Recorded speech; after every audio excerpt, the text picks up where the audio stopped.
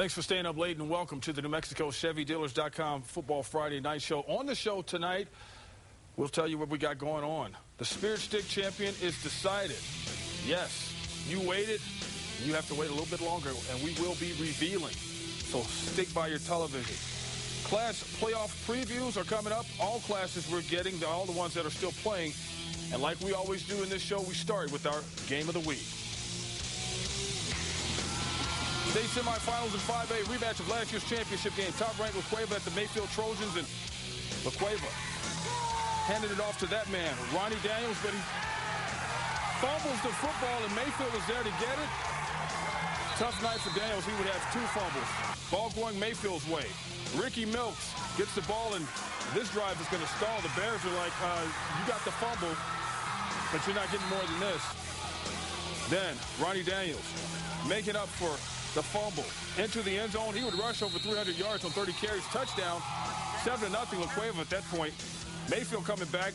Brandon Betancourt running and is stopped by the Bears D. Ricky Milks also contributing with Mayfield in the first half as he would have a nice run, but it's La Cueva leading 7-0 after 1 half of play. Mayfield coming out in the second half and getting on the board immediately. Ricky Milks is in, and it's all tied up at 7. And then Mr. Milks is going to get it done. Still in the third. So, you know what happened? Long play coming up. 80-plus yards, and Ricky Milks is making people miss. And you know what that means. Open field, 6, and the PAT after. It would put Mayfield up 14-10. Then Zach Nelson, quarterback sneak for La Cueva. The Bears right on top again, 17-14.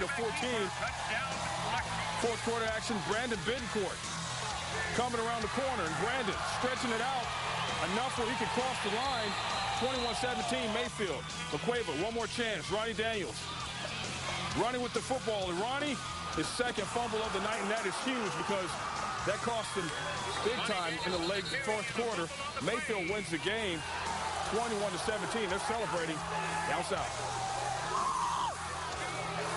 What a game. La Cueva, great football team. Nobody gave us a chance tonight. But our kids, they came out and they fought. They got guts. They've been going through so much this year with injuries and adversity. 7-4 team came in and it's going to the state championship. And we're going to win the state championship. Wow. Bold prediction. Michael Bradley right here on the ChevyDealers.com Football Friday Night Show saying that his Mayfield Trojans will win it. So one half of the championship bracket is set. The other will be decided at Wilson Stadium tomorrow. That's right. The Las Cruces Bulldogs are playing the top seed, the Manzano Monarchs. That will have a 2 p.m. start at Wilson Stadium. The Monarchs have been in this position before, trying to continue their season with the Las Cruces Bulldogs on the other side of the bracket. 5 times these two have met in the postseason. 5 times Las Cruces has advanced. Getting over the hump will not be easy for the top seed, but with quarterback Ryan Trujillo and running back Kevin Reeves operating like a well-oiled machine, anything is possible.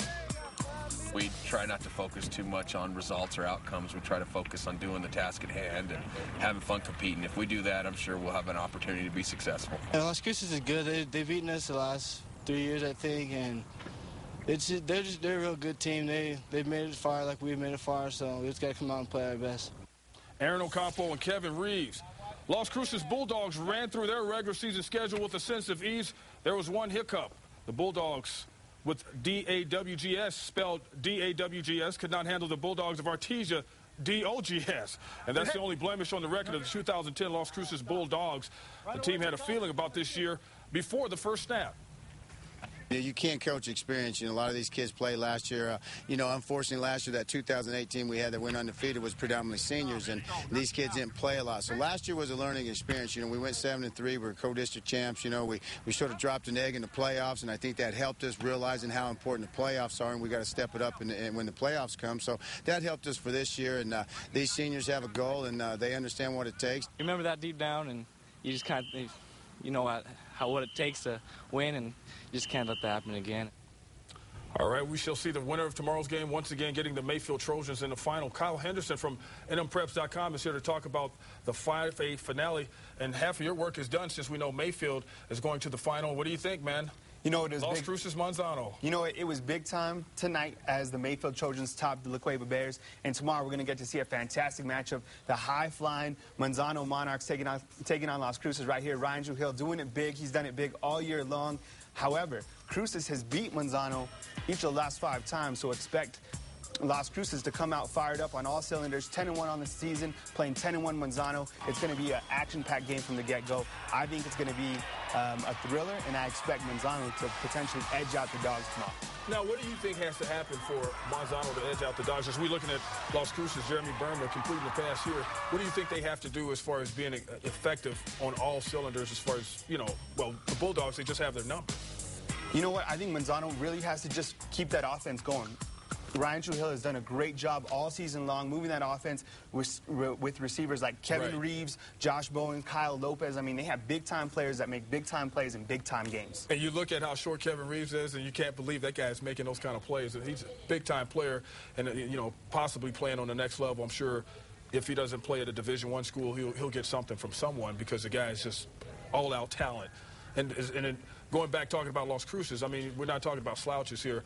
This is the postseason, and usually these teams from the South, I mean, just look at what happened to La Cueva tonight. Yeah. They beat Mayfield during the regular season 45-12, but the playoffs started, just like Clovis the week before gave them a hard time, and they pounded all these teams, but the playoffs are a different story. You know what? I think it really helps Las Cruces, the fact that Jeremy Berman is healthy. Last week against El Dorado, he threw for 255 yards. Xavier Hall in the backfield, a running back who's rushed for over 1,500 yards. He's only a junior. Las Cruces is high-powered, and they're going to come in tomorrow to Manzano ready to upset that #1 seed. All right, you heard that right here.